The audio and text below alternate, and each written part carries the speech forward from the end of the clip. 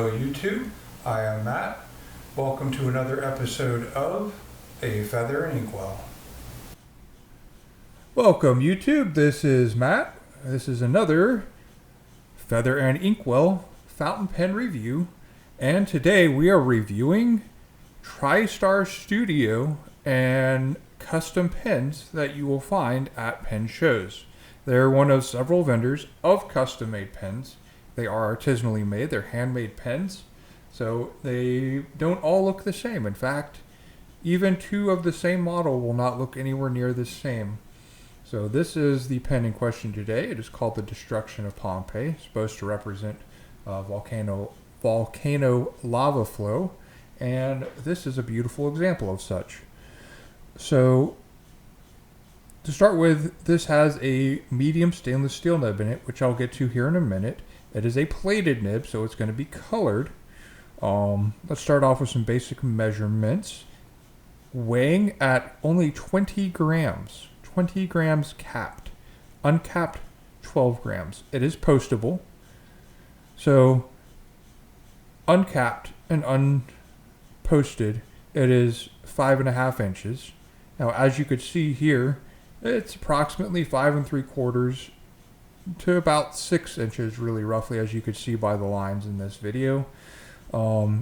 Capped, and it posted, it is 6 3/8 inches, or 6.375 inches posted. So just an idea where it fits in your hand. It's kind of a slender pen. It's not my thickest, it's not my smallest. This is kind of an average size and shape of custom made acrylic pens. It does have a piston converter in it. I'll get into that in just a second. This particular ink is one of my Endless Alchemy inks. I don't know which one at the moment, but it is a very good looking one. It has a lot of shimmer and shine, and we'll go over that in the written review part where I show you the paper that I'm reading from. Let's get into the pen itself and how it looks.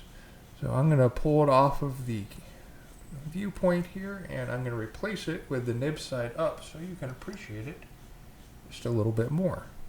So there is how it looks now, and its separate components. Slide it over just a little bit. There we go. So zoom in just a little bit more for you guys. Beautiful.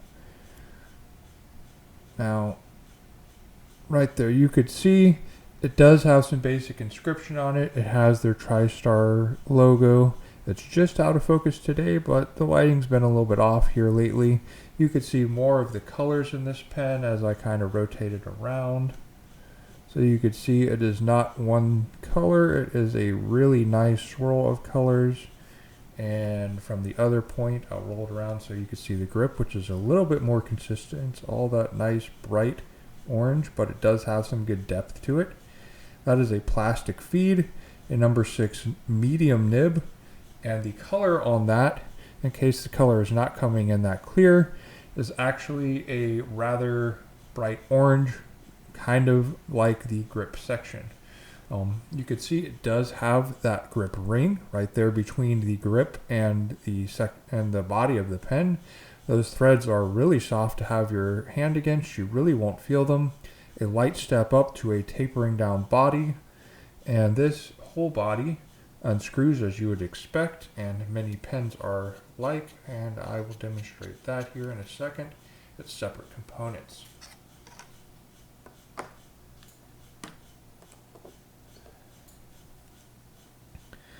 So this is kind of what you expect when you get a custom acrylic pen.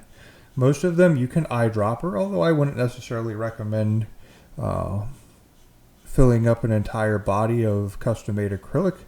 It's possible, you can. There's nothing wrong with it. Many people do. I prefer to keep things nice and clean with the converter provided. It's usually some kind of universal piston adapter, and that's really my favorite way to ink outside of just a piston filling pen. I don't have that great of luck with vacuum fillers, although I do have several myself. You could see up here in the cap, I have cap bands on this one. That cost me a few extra dollars, but I enjoy the look, the extra gold tone added to it. There's no cap jewel up here, and likewise it is a cigar shape, and it is because it's a cigar shape, you have the same round shape on the opposite side. They both taper to nice, smooth, but not pointed top and bottom. The grip, as you can see, also has that ring like I pointed out. All gold-plated stainless steel. Very beautiful, polishes up nicely, very bright in the hand, very attention-attracting. This has been one of my favorite purchases of the last pen show I was at, which would be the Miami Pen Show of 2025. I absolutely loved it. This pen does not always write perfect, and it does have some feedback. There's nothing wrong with feedback. I have found that, some of the major pen companies, such as Mont Blanc, that's one of the main things that makes their nibs unique is the amount of feedback and the sound and feel of their nibs. Likewise, this plated stainless steel nib, it has its own kind of feel that is slightly less than a well-sharpened pencil. There's nothing wrong with that. In fact, like I said, it is somewhat smoother. So it's not like it's real harsh. It's just present, and it's different than what I'm used to. A lot of nibs these days come to the point where it's almost baby bottom because they're so smooth. This, you won't have that problem. I will say that my review that I wrote is on my favorite paper, which has its own faults to it at times like this. And I'm using Rhodia paper. I have written on Tomoe River, which is the other popular brand that many people love, and I found it does particularly well on Tomoe River. Before I go any further, I'm going to go ahead and give you a recap, and I'm going to put it by some other pens here. I'll zoom out so you could have an idea of what it looks like compared to some other pens, and we'll go from there to the written review portion.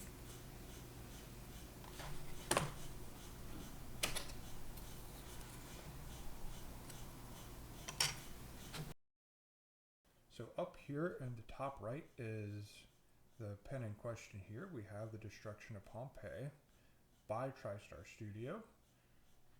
Underneath it we have another custom pen.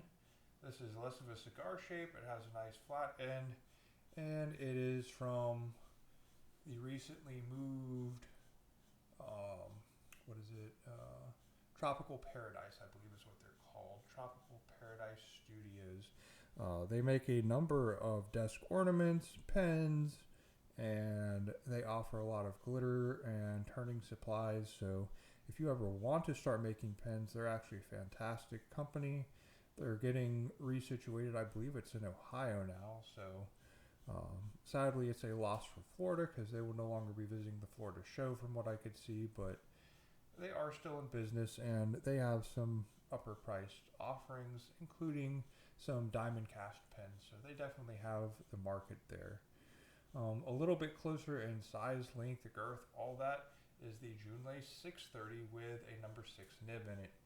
Now, outside of maybe the fact that the nib on all these is going to be stainless steel, but this is the only really plated one that has that unique coloring in it. You could see this is about the same girth on the Tropical Studio, and down here this is closer in full size and shape as it has more of that cigar shape to it. I think it's a little bit narrower in girth, but overall it's got the length that the Destruction of Pompei offers. So also a new favorite for many people, here's the C80 in regards, and you could see it is, I believe, even a little bit girthier. It's got that same cigar shape, but you could see I think it's a little bit longer in length, so it's probably more like 6 1/8 inches capped. So overall it is one of the largest of the acrylic pens that I have, besides pulling out one of the Junlei 930s, which is actually right here just out of view. So overall I would say it's comparable to many other custom acrylic pens. Probably going to get yet another brand's custom acrylic pen here coming up in September, and that'll be my next kind of journey into pens is custom acrylics. So now that you have seen the pen and you have a comparison in size, you want to probably understand how it writes. So up next, I'm going to go ahead and just show you my notes. And let's pull that just out of there. We go. This gives you the best idea overall. I'll go ahead and zoom in. And let's just move it around a little bit here.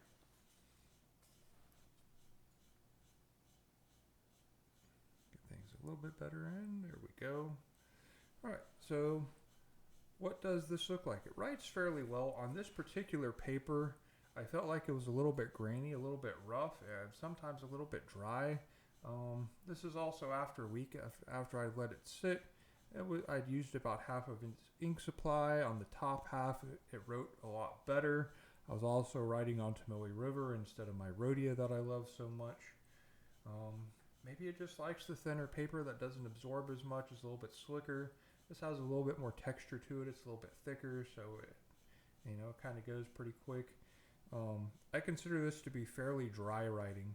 On this paper, to have that little bit of ink in a smudge, that's within 1 to 2 seconds after making this area, and I only got that much out. Previous times, I can make a smudge that goes way out to here with no effort, and this solid smudge barely went anywhere.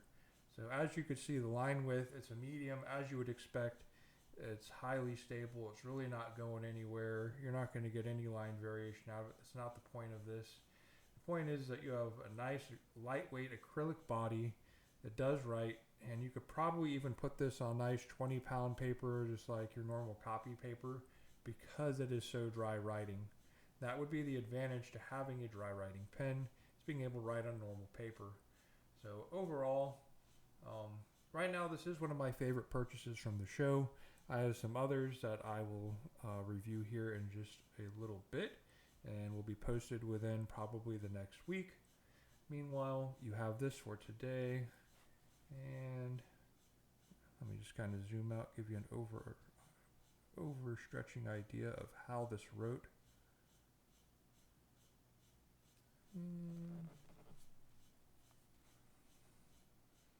I realized the focus kind of ran out, but you could see up here, this was kind of a thick drop of the ink and how it kind of bled out on the paper.